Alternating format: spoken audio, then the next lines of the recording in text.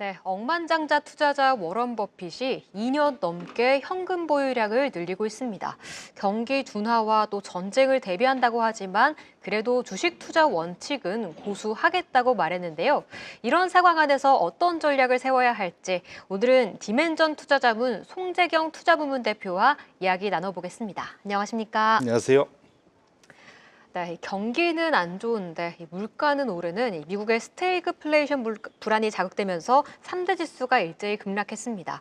국내 증시도 오늘은 또 그 공포를 피해가진 못했는데 S의 공포가 좀 감지되고 있는 글로벌 증시 방향성은 좀 어떻게 보십니까? 예, 말씀 주신 대로 미국 금요일 날 많이 빠졌죠.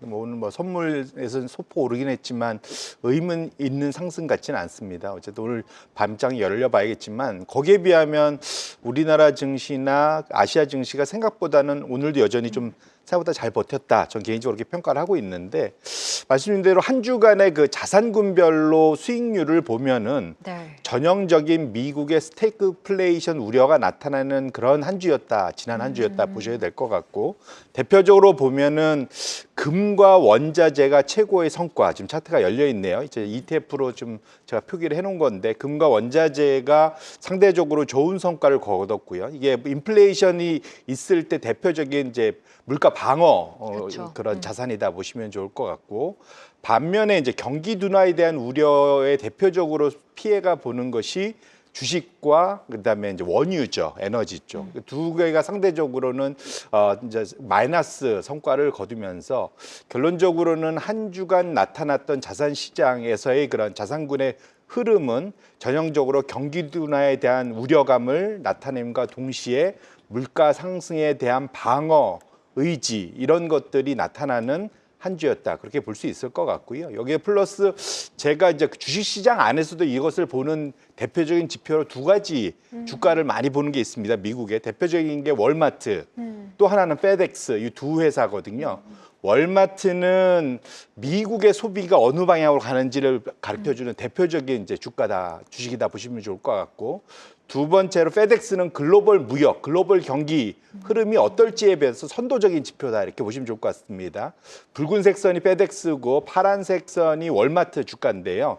저희 트럼프 당선 11월 4일 작년 이후의 주가 흐름인데 S&P 500을 중심으로 위아래로 좀 펼쳐져 있는데 미국의 소비는 지속적으로 강한 상승세를 보이다가 월마트가 지난주에 실적 발표하면서 전망이 생각보다 좀 안 좋아졌죠. 이런 것들 자체가 최근에 월마트 급락세를 나타냈고요. 그 전에 이미 페덱스는 11월 중순부터 정확히는 11월 21일부터 고점치고 지속적으로 우하향하고 있는 상황이고 페덱스가 의미하는 바는 글로벌 경기 둔화, 결국은 트럼프발 관세 전쟁에 대해서 미리 선반영하는 측면도 일부 있을 것 같습니다. 그래서 결과론적으로는 지금 미국의 소비, 버티던 소비도 월마트 때문에 조금 불안해졌고 그다음에 관세 정책에 대한 우려 때문에 페덱스의 주가도 미리 빠지고 있다는 측면에서 놓고 보면 투자자분들이 이런 뭐랄까요, 경계심을 좀 더 높여야 되는 상황으로 가고 있는 것만은 분명하겠다 이렇게 말씀드립니다. 그렇죠. 정말 미국의 경제가 조금은 흔들리고 있다라는 지표들을 확인을 해주신 것 같은데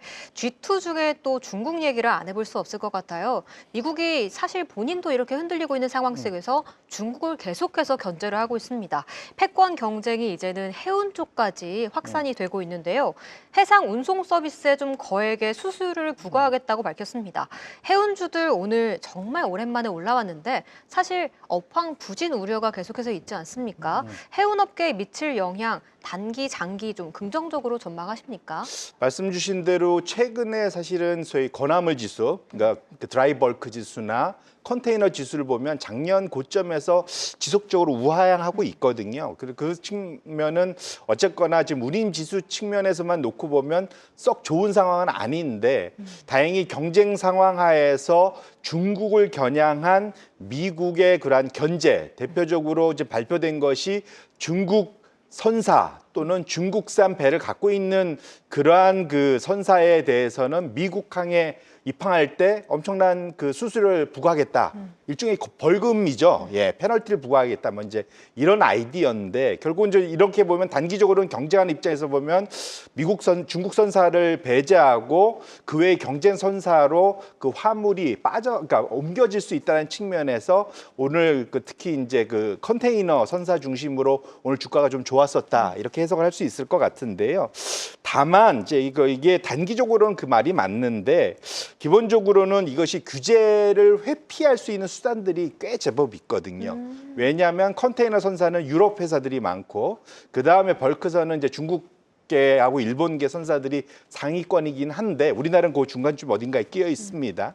하지만 어쨌거나 이게 유럽과 그 그러니까 중국을 떼긴 하지만 유럽하고도 지금 사이가 안 좋은 측면에서 이것을 트럼프가 지속적으로 그냥 중국만 때리기로 지속될 건가에 대한 걱정도 있고 두 번째로는 선사들이 어떤 식으로 이걸 대응할 수 있냐면 중국 선사를 그렇게 싫어하면 중국 배는 따로 빼서 미국에 입항 안 시키고 다른 나라로 보내면 됩니다. 그 다음에 그러니까 소위 중국산이 아닌 우리나라 조선사에서 만든 배 같은 경우 뭐 이런 걸 가지고 사실은 돌릴 수가 있겠죠. 결론적으로는 충분히 거기에 대해서 맞대응이 된다. 다만 전반적인 비용 자체는 올라갈 수 있다는 측면에서 과연 위너가 누굴지에 대한 고민이 분명히 생길 수 있을 것 같고요. 네. 그렇게 놓고 본다면 이것이 단기적으로는 투자 심리의 호재지만 이것이 앞으로 어떤 식으로 선사들이 대응하느냐에 따라서 그 수혜 정도, 피해 정도가 달라질 수 있다는 것은 명심할 필요가 있을 것 같습니다. 그렇죠. 이거는 뭐 다른 국가나 다른 또 해 쪽으로 분류를 해서도 보내면 되는 거기 때문에 대응 방안이 있는 부분이기에 장기적으로 긍정적으로 보기보다는 조금 단기적으로 활용해 보시는 게 더 나을 것 같습니다. 여기에 또 플러스 알파로 해상 운송 또 선박 운송 비용이 늘어나게 된다면 조선사들에게도 수혜가 될 것이라는 좀 전망도 전해지고 있습니다. 물량 공세에 좀 비중으로는 밀렸었는데 조선업계 이제는 좀 물량도 다 받아갈 수 있을지 최근 좀 고평가 논란이 일어나고 있지 않습니까? 네. 조선업계에 미칠 영향은 좀 어느 정도로 전망하십니까? 일단은 이것이 장기화된다면 당연히 중국 그 조선소에다가 발주하기보다는 나머지 우리나라 대표적으로 이런 데에다가 발주할 가능성에 대한 기대는 충분히 해볼 수 있을 것 같은데요. 안타깝게도 우리가 받을 도크가 없어요. 꽉 차 있지 않습니까? 몇 년치씩.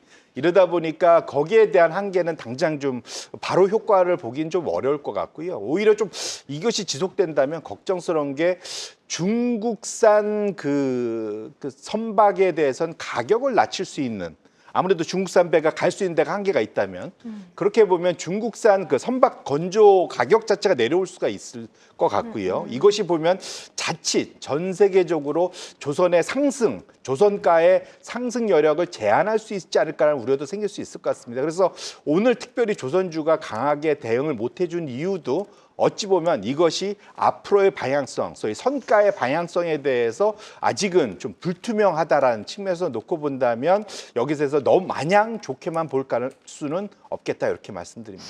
이 범용 반도체가 좀 떠오르는 것 같은데 아예 저가로 가격 조정이 될 수 있다는 우려를 또 제기를 해주셨어요. 또 이어서 반도체 이야기를 해보겠습니다.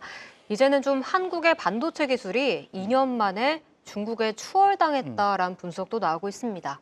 이 범용의 HBM까지도 좀 위협받고 있는 상태라고 하는데 반도체 업종 개인 투자자분들이 정말 많이 투자하고 계시잖아요. 좀 어떤 전략으로 대응을 해야 할까요? 예, 뭐 상당히 좀 뭐랄까요, 미국이 워낙 중국을 오래 때리다 보니까 이게 그 나그네를 바람과 햇빛이 서로 경쟁하면서 옷 벗기기하고 비슷한 것 같습니다.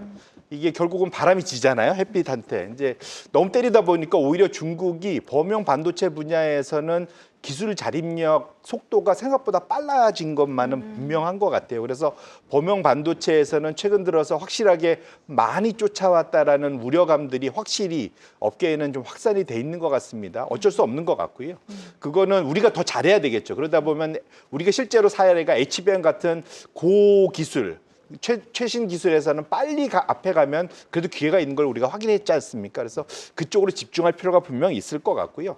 냉정하게 보면 우리가 미국과 중국 사이에서 양다리 걸치기 잘해야 됩니다. 결국은 앞으로의 시장은 이중화, 삼중화 될 수가 있고 결국 탈세계와 그다음에 블록화될 가능성이 있어서 각각에 대해서 다 팔 수 있는 그러한 시장 확장, 관계 정립 이런 것이 꼭 필요할 것이기 때문에 우리 투자자분들도 그런 측면에서 이런 비용이 올라간 것들을 소위 가격에 넘길 수 있는 그러한 가격 경쟁력 있는 가격 선취력이 있는 그런 기업들로 선별 투자하시는 것, 이 두 가지가 같이 적용돼야 될 것 같다, 이렇게 말씀드립니다. 그렇죠. 정치적 이슈에 좀 흔들리지 않는 기술 경쟁력이 있는 회사들 위주로 봐야 한다라고 말씀을 주셨습니다. 이번 주 우리 시장도 금통위가 있고 수요일에는 엔비디아 실적 발표가 있고 금요일에는 긴장하고 있는 이 PC도 발표가 됩니다. 좀 변동성이 확대될 것이란 전망이 나오고 있는데 이번 주 투자에는 어떤 전략을 세우는 게 좋을까요? 사실 우리나라는 뭐 연초 이후 좀 오르긴 했지만 아직도 싸고 뭐 매력적인 상황입니다. 근데 반면에 미국 시장은 상대적으로 여러 가지 불안감들이 생각보다 좀 강해지는 건 분명한 것 같고요.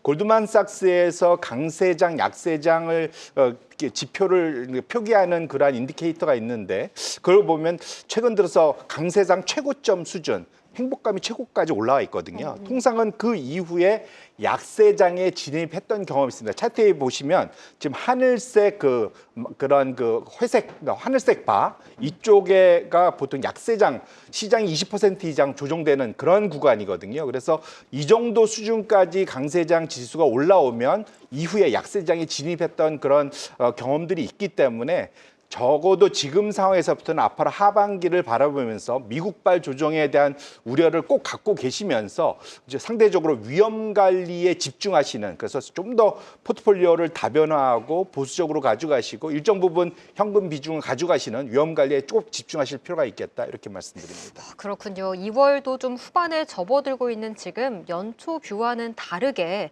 이제는 조금은 경계하자는 의견을 주셨다는 점 유념해 보시면 좋을 것 같습니다. 지금까지 디멘션 투자자문 송재경 투자부문 대표와 함께했습니다. 계속해서 다양한 경제 이슈를 알고 싶다면 구독과 좋아요, 알림 설정 부탁드립니다. AI 캐스터 권미정이었습니다.